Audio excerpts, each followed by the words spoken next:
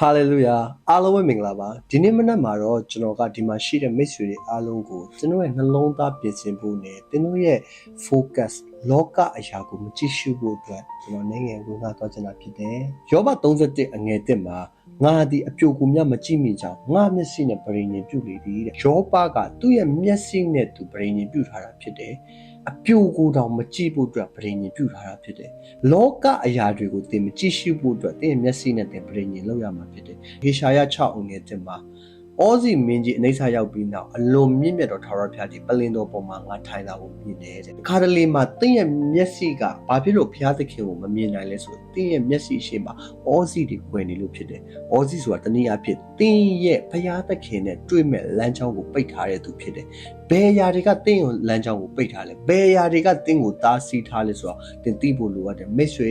သင်ရဲ့ဩဇီတွေယနေ့မှသိဖို့လိုအပ်တယ်ဘာကြောင့်သင်ကစားဖက်အချိန်တွေမှာဝိညာဉ်တော်တုတ်ထိမှုကိုသင်မရလဲဖခင်သခင်ရဲ့မျက်မှောက်တော်သင်ဘာလို့မခံစားရမျက်မှောက်တော်ဆိုတာဘာလဲဒီလိုမေးခွန်းတွေကိုသင်မေးပြီဆိုသင်သိထားပါသင်ရဲ့ life မှာဩဇီတွေရှိနေပြီဖြစ်တယ်အာမင်ဒါကြောင့်မို့လို့ယောဘကသူ့မျက်စိနဲ့သူပရိညင်လုပ်တယ်အပြိုကိုမြမကြည့်ဘူးဆိုတဲ့အရာနဲ့ပတ်သက်ပြီးတော့သူကပရိညင်လုပ်ခဲ့တာဖြစ်တယ် social media မှာသင်သိတဲ့အတိုင်းပဲ YouTube တို့ Facebook ပေါ်မှာစေတန်နဲ့ပတ်သက်တဲ့အရာတွေကအမြောက်များယခုပင်ရှိလာပြီဖြစ်တယ်စာတန်ကတနည်းအားဖြင့်ဒီ social media ကနေအလုံးလုံးနေတာဖြစ်တယ်သင်ကြည့်လိုက်တဲ့အရာတစ်ခုမှာစာတန်ကသင်ကိုအများကြီးပြောင်းလဲနိုင်စေတာဖြစ်တယ်ဒီလိုပြောလို့သင် social media ကိုမသုံးနဲ့လို့ကျွန်တော်မပြောပါဘူး social media ကိုသုံးပါဒါပေမဲ့သင်ရဲ့ life ကိုကြဆင်းစေမယ့်အရာတွေကိုသင်ရှောင်ပါသင်ရဲ့ life ကိုတိုးတက်စေမယ့်အရာတွေကိုပဲသင်ရှာဖွေပါ social media ကိုသင်အသုံးပြုပြီးတော့သင်ဖျားသခင်ရဲ့ဘုန်းကိုဘယ်လိုထင်ရှားအောင်လုပ်မလဲဆိုတော့ကျွန်တော်တို့ဖျားသားတွေကလုပ်ဖို့အတွက်တာဝန်ရှိတာဖြစ်တယ်အာမင် hallelujah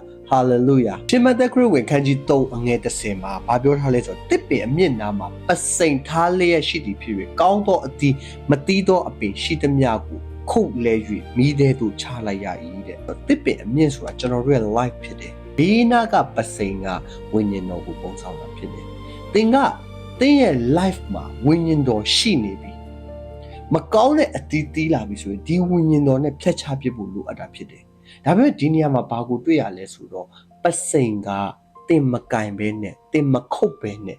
ပြတ်မှာမဟုတ်ဘူးပစိန်ကြီးကထပြီးကိုယ့်ကိုမခုတ်ဘူးဒီလိုပဲသင်ရဲ့ life မှာလဲဝိညာဉ်တော်ကထပြီးတော့လှုပ်ပေးမှာမဟုတ်ဒါပေမဲ့ဘလို့အခြေအနေမျိုးမှာသင်ကိုလှုပ်ပေးနိုင်လဲသင်မကောင်းတဲ့အသီးတွေသင်အပင်မှာတီးလာပြီဆိုရင်သင်ကဒီပစိန်ကိုကင်ပြီးတော့ပစိန်နဲ့အတူခုတ်ဖြတ်လိုက်မယ်ဆိုရင်မကောင်းတဲ့အသီးကသင်ရဲ့ life မှာရှိတော့မှာမဟုတ်ဖြစ်တယ်ဒီလိုပဲဝိညာဉ်တော်ကိုလည်းသင်ကအတူတကွလှုပ်ဆောင်တတ်ဖို့အရေးကြီးတယ်သင်ကဝိညာဉ်တော်ကိုအားကိုးပြီးအတူတကွလှုပ်ဆောင်မယ်ဆိုရင်ဝိညာဉ်တော်ကသင် life မှာရှိတဲ့မကောင်းတဲ့အရာတွေကိုဖျက်ဆီးပေးနေတာဖြစ်တယ် hallelujah amen ကျွန်တော်ကောင်းကြီးပေးတယ်သင်ရဲ့အသက်တာမှာ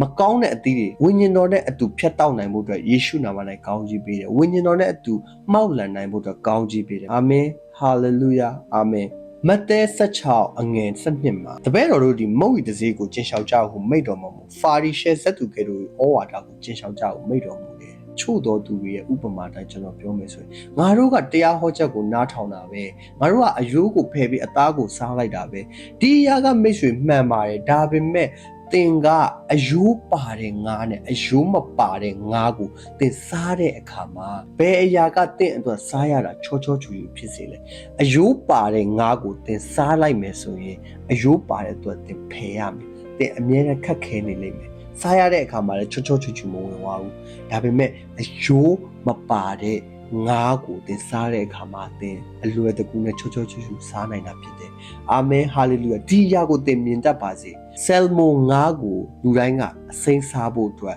အတုံးလိုက်ကိုအစိမ်းစားနိုင်ဖို့အတွက်စဖို့မူးတွေတကယ်တော်တဲ့ chef တွေက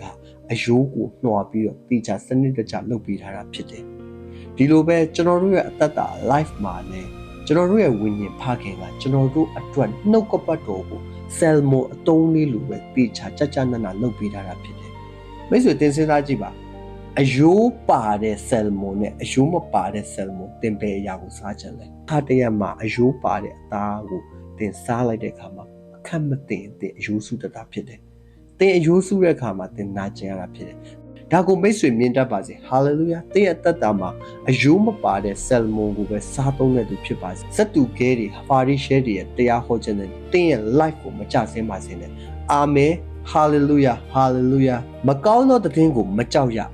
စိတ်နှလုံးသည်ထာဝရဘုရားကိုကိုးစားသဖြင့်တည်ကြည်တတ်၏နိုင်ငံတစ်ခုမှာငွေကြေးဖောင်းပွားပြီးတော့စီးပွားရေးတွေကျဆင်းနေတဲ့အချိန်မှာအဲ့ဒီနိုင်ငံမှာတကယ်စီးပွားရေးထိပ်တန်းဖြစ်တဲ့နိုင်ငံရဲ့တန်ရုံးကရှိနေတာဖြစ်တယ်အဲ့ဒီနိုင်ငံစီးပွားကျဆင်း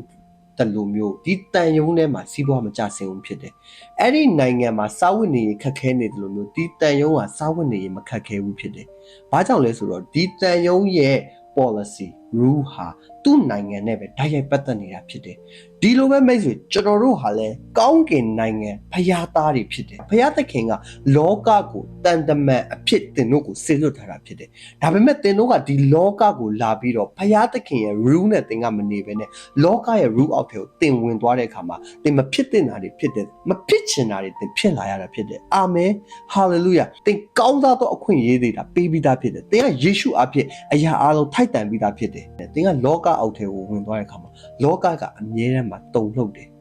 ကျွန်တော်တခြင်းလေးတစ်ပုဒ်ရှိတယ်လောကဓာတ်တို့တုံ့လှုပ်လေငါဟာစင်သည်မြဲကြောက်ရွံ့ခြင်းရှိပဲမြေကြီးသားပေါင်းတို့တုံခါလေ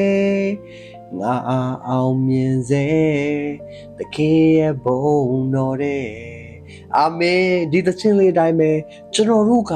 လောကတွေဘလောက်ပဲတုံခါနေပါစေကျွန်တော်တို့ကဘုရားသခင်အားဖြင့်အမြဲတမ်းတည်မြဲနေတဲ့သူဖြစ်တယ်အမြဲတမ်းအောင်မြင်နေသောသူဖြစ်တယ်အာမင်ဟာလေလုယာသင်ရဲ့မျက်စိကလောကကိုမကြည့်ပါနဲ့မိတ်ဆွေသင်ရဲ့မျက်စိနဲ့သင်ပရိညင်လှုပ်ပါဘုရားသခင်ပြထားတဲ့အရာတွေကိုသင်မြင်တတ်ဖို့အတွက်လှုပ်ပါသင်က